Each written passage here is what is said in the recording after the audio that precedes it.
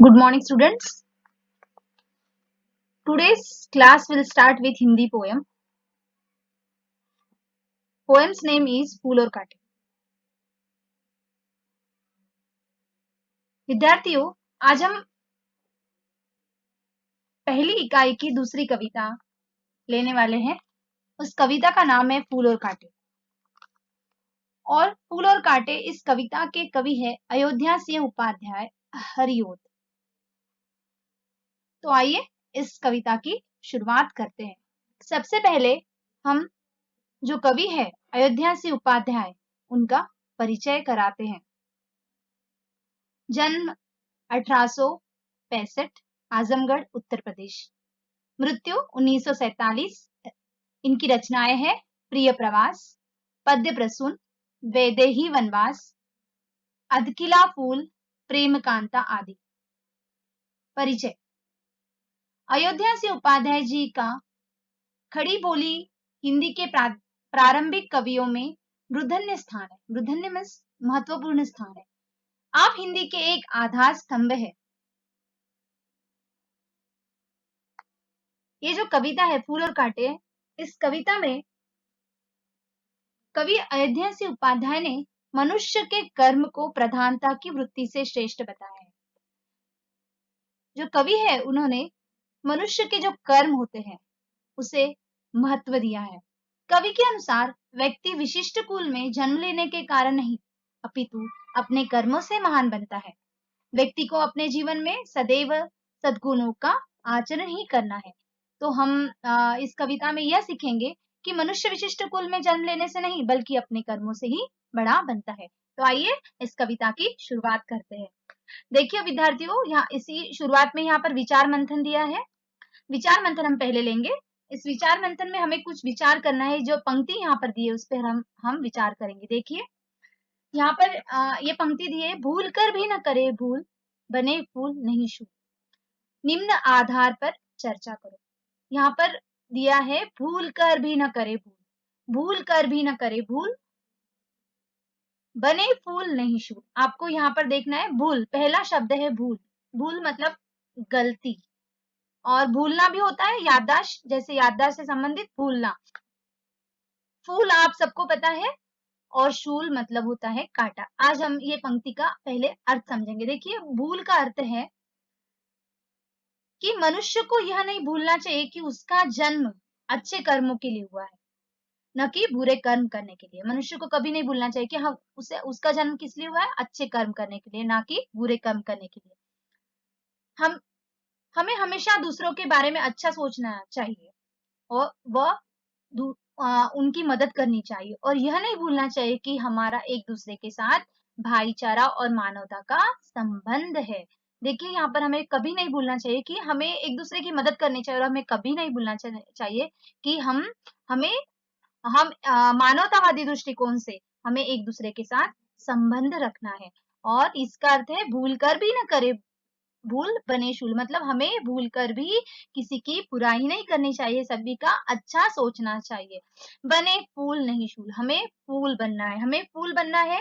इसका अर्थ यह है कि अपने जीवन में व्यवहार से फूल के समान लोगों के जीवन को महकाना है. दूसरों की मदद करके अपने व समाज के लोगों की जीवन रूपी बगिया को सुंदर बनाने का सतत सतत प्रयत्न करना है. इसका अर्थ यह है कि फूल जो है, जो दूसरों के जीवन में खुशबू लाता है, दूसरों के जीवन में खुशबू, जैसे हम बोल सकते हैं कि जो बगिया होती है उसको महकाता है फूल, उसी तरह हम बोल सकते हैं कि हमें दूसरों के जीवन में भी क्या लाना है, खुशियां लानी है, खुशियां लानी है, और दूसरों के जीवन को महकाना है. तीसरा शब्द है यहाँ पर दिखा नहीं शूल. हमें फूल बनना है, शूल नहीं बनना. शूल का अर्थ होता है कांटा.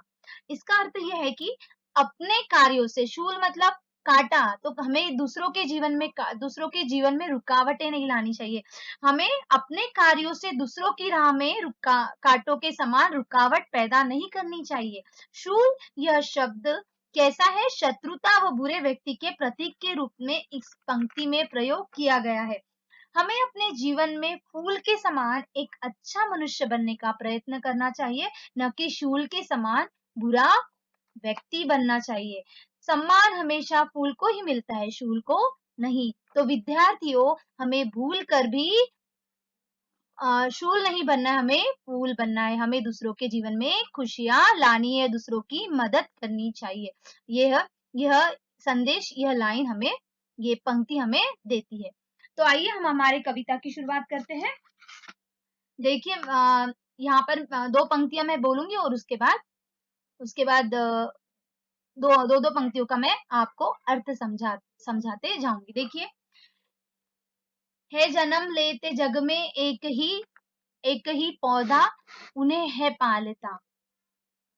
एक ही सी चांदनी एक ही सी चांद रात में उन पर चमकता चांद भी एक ही सी चांदनी है डालता। बच्चों देखो, यहाँ पर जो पहली पंक्ति है, जन्म लेते जग में एक ही। कवि कहते हैं कि फूल और कांटे एक ही स्थान पर जन्म लेते हैं, एक ही पौधे पर वे दोनों पलते हैं। है जन्म लेते जग में एक ही पौधा उन्हें पालता। आप देख सकते हैं, हम यहाँ पर एक उदाहरण ले सकते हैं, गुलाब का जो छोटा सा पौधा होता है, उसमें कांटे भी होते हैं और फूल भी लगते हैं, गुलाब के फूल भी निकलते हैं। तो एक ही जगह पे उनका जन्म होता है। कवि कहते हैं कि दोनों भी एक ही जगह पे, एक ही स्थान पर जन्म लेते हैं, एक ही पौधे पर वे दोनों पलते हैं। रात्रि के समय जब आकाश में, रात में उन पर चमकता चांद भी एक ही सी चांदनी है डालता। रात्रि के समय जब आकाश में चांद अपनी शीतल चांदनी फैलाता है, तब फूल और कांटे दोनों को समान रूप से वह चांदनी मिलती है। देखिए, रात में भी जो चंद्रमा की जो चांदनी आती है, वो कांटे पर भी उतनी ही आती है जितनी कि फूल पर आती है। मतलब दोनों का एक ही जगह पे जन्म होता है, एक ही जगह से उनका लालन-पालन होता है। उसके बाद उन्हें जो जो रात में चांदनी मिलती है चाँद की, वो भी एक जैसी ही मिलती है। हाँ, तो यहाँ पर हम कोई भी हमें कठिन शब्द नहीं दिखाई दे रहा है वैसे तो। देख सकते हैं हम यहाँ जन्म लेते, यहाँ पर एक भी कठिन शब्द नहीं है, चारों भी पंक्तियों में। तो हम आगे बढ़ते हैं, देखिए। मेह उन पर है बरसता एक सा उन पर, एक सी उन पर हवाएं है भई।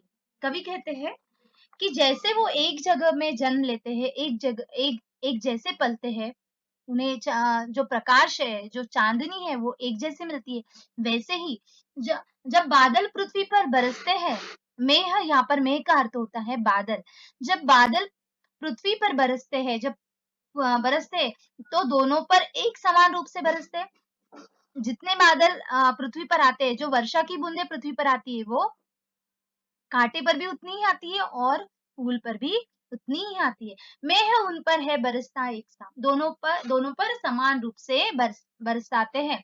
जब प्यारी हवा एक सी उन पर हवाएं है बही।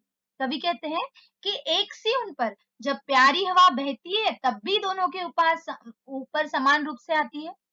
एक सी उन पर हवाएं बहती है, एक जैसी ही उन पर हवाएं बहती है। पर सदा ही यह दिखाता है हमें, ढंग उनके एक से होते नहीं। कवि कहते हैं, परंतु एक ऐसी परिस्थिति में पलकर भी फूल और कांटे का स्वभाव एक जैसा न होकर एकदम भिन्न होता है। आप देख सकते हैं, जब कांटा जो होता है, वो हमें चुभ जाता है और फूल क्या करता है, खुशबू से जो बगिया है उसको महकाता है। तो बच्चों, यहाँ पर हम देख सकते हैं, पर सदा ही यह दिखाता है हमें। कवि कहते हैं कि पर हम यह देख सकते हैं, उन्हें सब कुछ एक जैसा मिलता है, दोनों कांटा और फूल, उन दोनों को एक जैसा मिलता है, फिर भी हम देख सकते हैं, एक जैसी परिस्थिति में पलकर भी फूल और कांटे का स्वभाव जो होता है, वो एक जैसा होता है क्या? नहीं, एक जैसा ना होकर वो बिल्कुल एक दूसरे के विपरीत होता है, मतलब भिन्न होता है। इस तरह से कवि ने कहा है कि एक जगह पर जन्म लेने पर भी जो गुण है, जो व्यक्ति के जो कर्म है, वो अलग-अलग हो सकते हैं। इस तरह से, तो इस तरह से वो कवि ने ये 2 पंक्तियाँ समझाई है।